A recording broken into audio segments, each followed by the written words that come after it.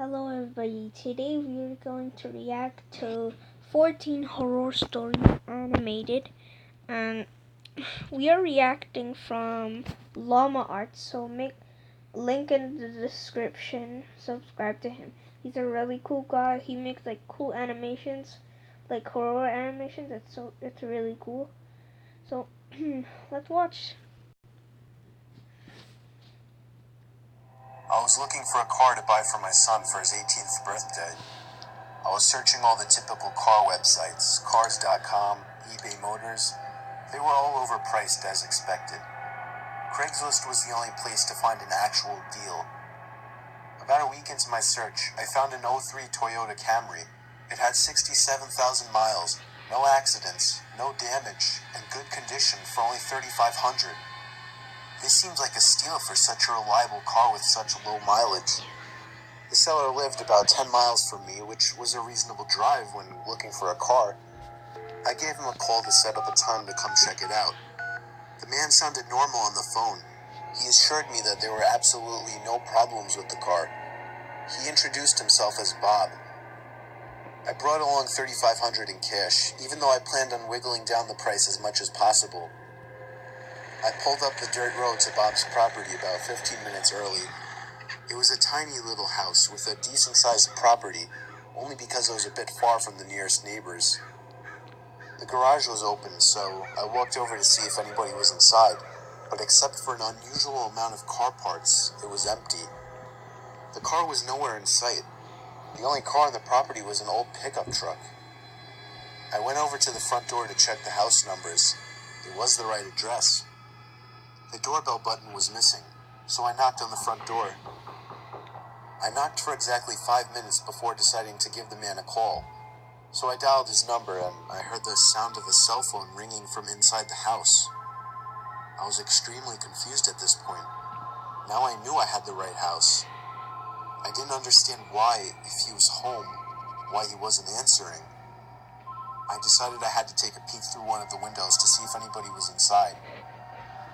Peering through the glass, I couldn't really see much as it was pretty dark inside the house.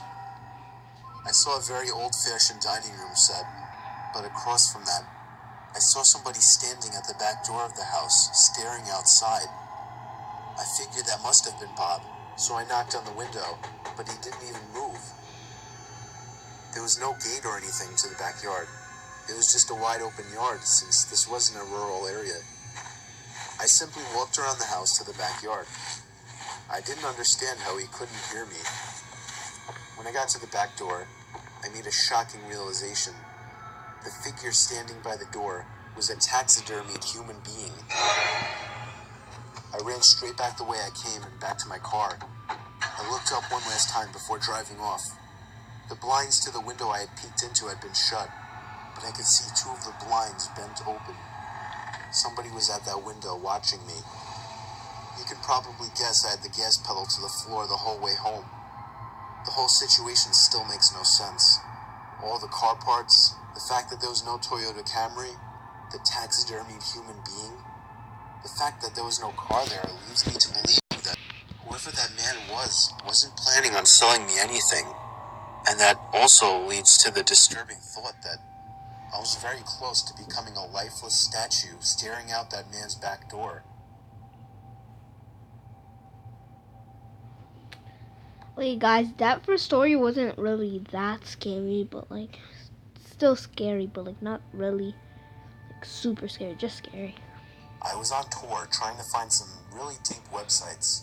I was in a chat room where people normally shared links to deeper websites and weird pictures and videos, commonly illegal pornography. Some guy named Vintage Triple X posted a link without describing what it was. I clicked on it, and it took me to a black screen where a big video box eventually popped up with a play button. The video thumbnail was a dark room, only lit by a TV screen. Out of curiosity, I clicked play, and began to hear the sound of TV static in the background as lines of static slowly swam down the video screen. There was no seek bar on this video. Then, I noticed something slowly begin to emerge from behind the wall. It was a figure dressed in all black with some kind of black mask on as well. I started to suspect it was a jump scare video. And I thought I was right when the figure leaped out and ran to the screen Oh in my less than a God. second. It still got me, even though I was expecting it. But then it got strange. The person had their face in front of the screen, slowly moving around as if he could see me and was observing me. Then I heard a crackly, demonic voice say something. It came from the video. It repeated itself, and I could make the phrase out to be, "Ask me something." I was really confused. I tried typing something, but there was nowhere to enter text.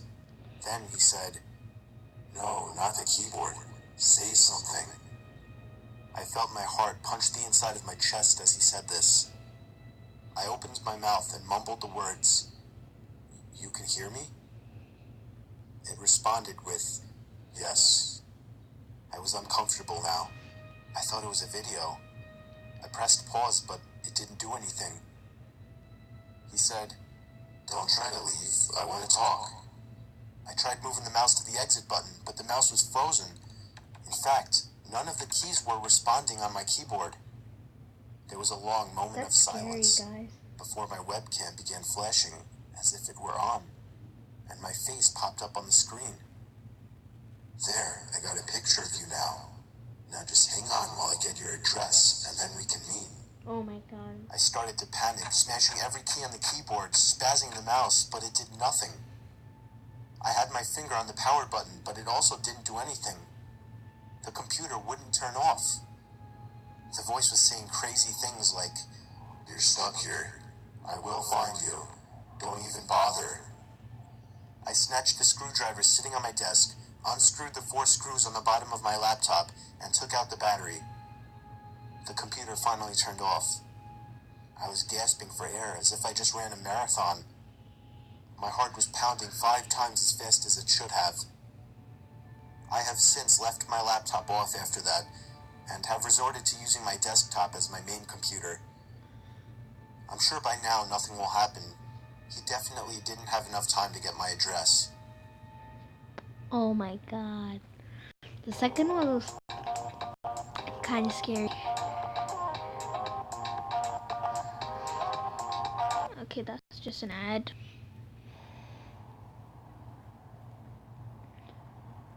It was very common for me to be home alone at night, as I only lived with my dad, and his shifts would constantly shift from days to nights. This happened around the time my dad was doing night shifts. I would stay up really late on these nights watching movies. It's always taken me a long time to fall asleep, so after turning off the TV to go to sleep, I probably laid there for a good half hour. Then I heard a toy fall over in my toy closet. It was nothing too suspicious, but it still creeped me out. But then the doorknob to my closet started to wiggle, until finally unlocking the door. I hid under my covers, not making a sound. It was strangely quiet for a good 2 minutes, so I finally peeked my head out of the covers. There was a figure standing next to my bed, looking down at me. Oh my God. I screamed at the top of my That lungs is and began hugging the scary. wall behind me. The figure looked out the window and then just That is walked away out of the room. scary. I stayed in that position for like an hour before checking if he was really gone. The front door was left wide open, so it seemed he had left. I didn't get a minute of sleep that night. What is happening to his eyes? Why is he not even blinking? Okay, guys, Stories this from the is the point of view last of a story, okay, 16-year-old guys? girl. This is the last I story. used to have a boy living next door to me that was obsessed with me. His name was Joey. Every time I would go outside, Joey would come outside as well, as if he were watching me through his windows, waiting for me. He was 17 and very weird, and he didn't seem to have any friends, as he was always home. I tried to give every sign possible that I didn't like this guy, but he wouldn't get the message. So I had to finally just tell him one day that I don't like him and to leave me alone. The look on his face that day is something that won't leave me. It was the kind of angry look a toddler gives their parents when they can't have a toy. Coming from a 17-year-old, that's much more disturbing. One night, my parents left me to watch the house. I was working on a school project when I felt my bed shift a little bit. I looked under my bed. I screamed Oh as my I God, saw that's so Joey scary, laying under guys. my bed.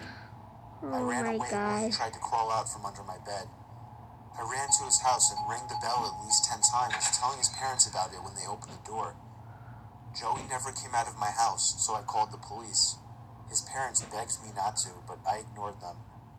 The police found him still in my room and arrested him. Apparently, he admitted this wasn't the first time he had hid under my bed. They also found pictures of me scattered across his room. Oh my The most God. disturbing one was of me sleeping, and it was taken from inside my room. Oh my God. That is so scary, guys. Okay, guys, that was the last story. So bye.